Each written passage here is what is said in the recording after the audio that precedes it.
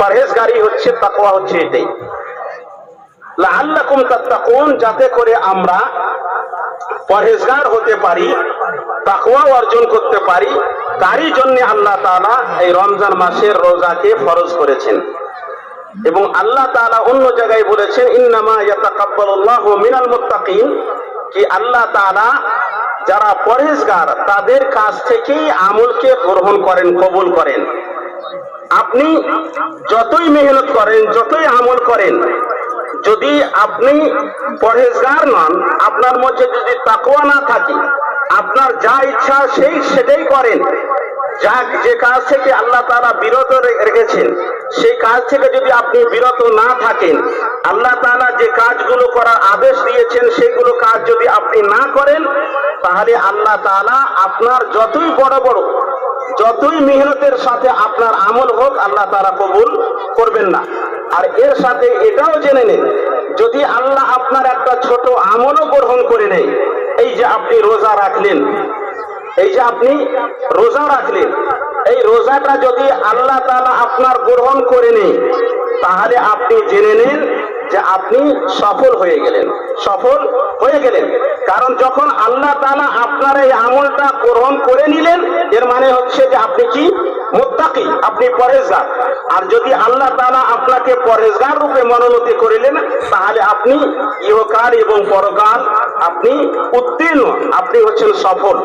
আর এর চাইতে আর আমাদের আর কোনো উদ্দেশ্য না, আমাদের এই আকারে এবং আখিরাতে সফল হওয়া, আল্লাহকে সন্তুষ্ট করা এবং জান্নাত লাভ, জান্নাতকে লাভ করব, এই উদ্দেশ্য আমাদের পুরো করাটাই হচ্ছে আমাদের সারা জীবনের উদ্দেশ্য। তো লাআল্লাকুম তাত্তাকুন, যাতে করে তোমরা পরহেজগার হতে পারো। আর এই পরহেজগারি, এই তাকওয়ার শিক্ষা আমাদেরকে এই রমজান মাস, গোটা রমজান মাস দিয়ে গেছে। এই গোটা রমজান মাস আমাদেরকে এই পরহেজগারি, তাকওয়া শিক্ষা দিয়ে গেছে। আমরা যারা রমজানের আগে নামাজ নিয়ে অবহেলা করতাম বা নামাজ টোটালি পড়তাম না, আল্লাহর ফজলে, আল্লাহর দয়াতে এবং তৌফিকে আমাদের অনেকেই মসজিদে এসেছেন, নামাজ পড়েছেন। অবশ্যই যদি আমরা এই এক মাস ধরে এই নামাজ পড়ার ট্রেনিং নিয়ে থাকি আর আল্লাহর উদ্দেশ্য এবং ভালো নিয়তের সাথে, তাহলে ইনশাআল্লাহ আমরা সারা বছর এবং সারা জীবন আর এই নামাজ আমরা ছাড়বো না। অনেকে আমাদের মধ্যে নিশাদ্রব্য পান করে, অনেকে নিশাদ্রব্য পান করে, কিন্তু রমজান মাসে নিশাদ্রব্য পান করা সত্ত্বেও তারা রোজার অবস্থায় না সিগারেট খায়, না জর্দা খায়, না গুল করে, অনেক জিনিস থেকে তারা বিরত থাকে, নিজকে বাঁচিয়ে রাখে, সবুর ধৈর্য ধারণ করে। ইচ্ছা, প্রবল ইচ্ছা হলেও তারা নিশাদ্রব্য পালন করে না, কারণ যে তারা কি করছে, যে আল্লাহ তাআলার আদেশ আছে বলে, আর এখানে তারা ধৈর্য ধারণ করছে। তো যদি আমরা এই এক মাস ধরে এই ধৈর্য ধারণ করে এই নিশাদ্রব্য পান করা থেকে যদি বিরত থাকতে পেরেছি, এরপরে কেন আমরা বিরত থাকতে পারবো না? যদি আমরা ভালো নিয়তের সাথে আল্লাহকে সন্তুষ্ট করার জন্য যদি আমরা এই রোজা রেখেছিলাম, তাহলে আমরা অবশ্যই সারা জীবন ধরে এই নিশাদ্রব্য পান করা থেকে আমরা বিরত থাকতে পারবো। আর আজকে আমরা যখন এই ঈদগাহে রমজানকে পালন করে যখন আমরা ঈদগাহে উপস্থিত হয়েছি, তা আল্লাহর কাছে আমাদের সবাইকে প্রতিজ্ঞা করতে হবে যে এরপরে যে সমস্ত এই নিশাদ্রব্য আমরা পালন করতাম এবং যার ফলে আমাদের সমাজ বিধ্বংস হয়ে আছে, এই জিনিস থেকে আমরা বিরত থাকবো, এই নিয়ে আমরা আজকে প্রতিজ্ঞা করব। এবং আমরা ঝুট, মিথ্যা বলা, সুদ খাওয়া এবং অন্যান্য অপরাধে আমরা সবাই আছি। যদি আমরা এই পুরো রমজান মাসটাকে যদি আমরা এই সমস্ত পাপ থেকে বাঁচিয়ে রাখতে পেরেছি, তো অবশ্যই আমরা এরপরেও, কারণ আমরা এক মাস ধরে ট্রেনিং পেয়ে নিয়েছি, এরপরেও আমরা সারা জীবন ধরে এই সমস্ত হারাম কাজ থেকে আমরা পবিত্র থাকতে পারবো, বেঁচে থাকতে পারবো। আর যদি আমরা সবাই মিলে আজকে এই প্রতিজ্ঞা করে নিই এবং এই প্রতিজ্ঞার সাথে আমরা যদি আমল করি, এই প্রতিজ্ঞাকে যদি আমরা বাস্তবায়ন করি, তো আমাদের সমাজ একটা সুন্দর সমাজ গড়ে উঠবে এবং নেক সমাজ হয়ে উঠবে। এবং আমরা অনেক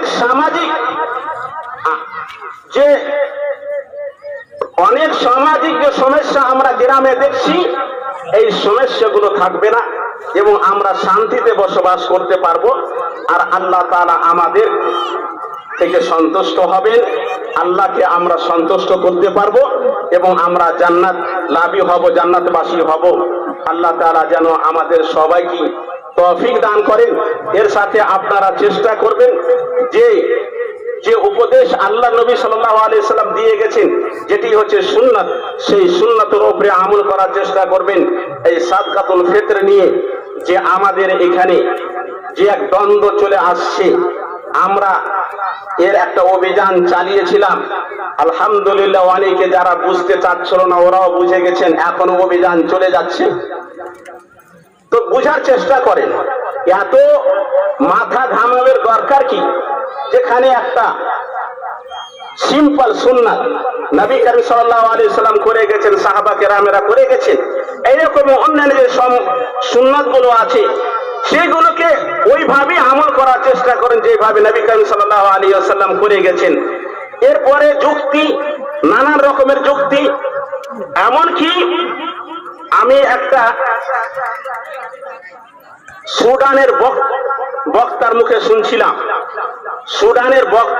শুনছিলাম, সে আরবি ভাষায় বক্তব্য দিচ্ছে। তারা হচ্ছে আসলে মুলহিদ, ইসলামকে তারা অস্বীকার করে, ইসলামের যে ফরাইজ গুলো রয়েছে, বিধানগুলো আছে, সেগুলো তারা অস্বীকার করে, মানে না।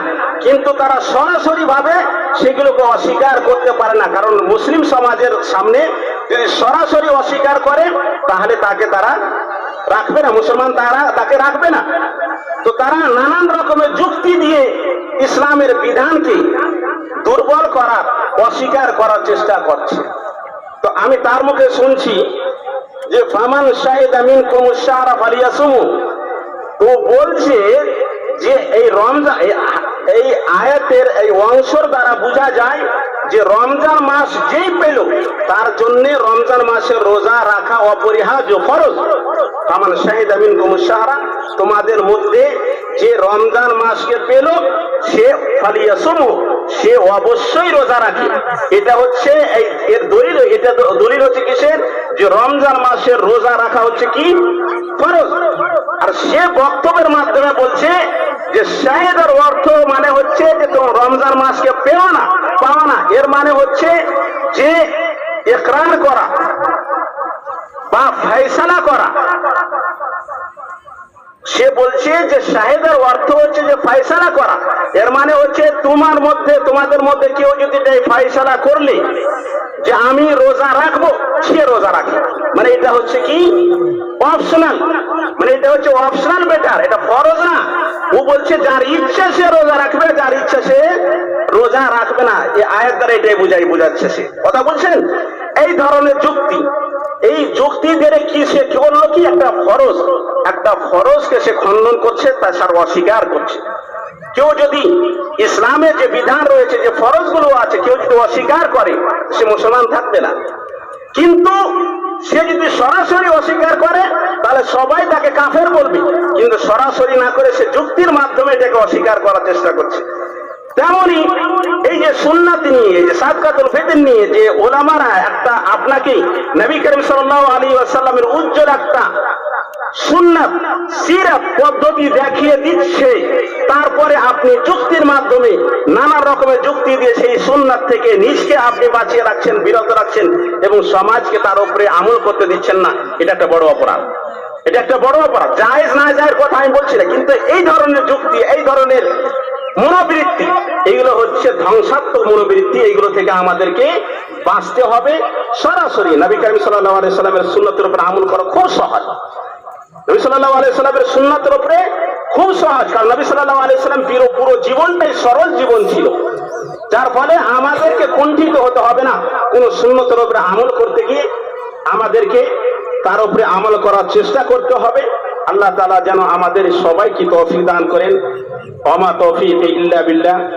إن الله وملائكته يصلون على النبي يا أيها الذين آمنوا صلوا عليه وسلموا تسليما اللهم صل وسلم وبارك على نبينا محمد وعلى آله وصحابته والتابعين ومن تبعهم بإحسان إلى يوم الدين اللهم أعز الإسلام والمسلمين وأذل الشرك والمشركين اللهم دمر أعداءك وأعداء الدين اللهم ربنا آتنا في الدنيا حسنة وفي الآخرة حسنة وقنا عذاب النار سبحان ربك رب العزة عما يصفون وسلام على المرسلين والحمد لله رب العالمين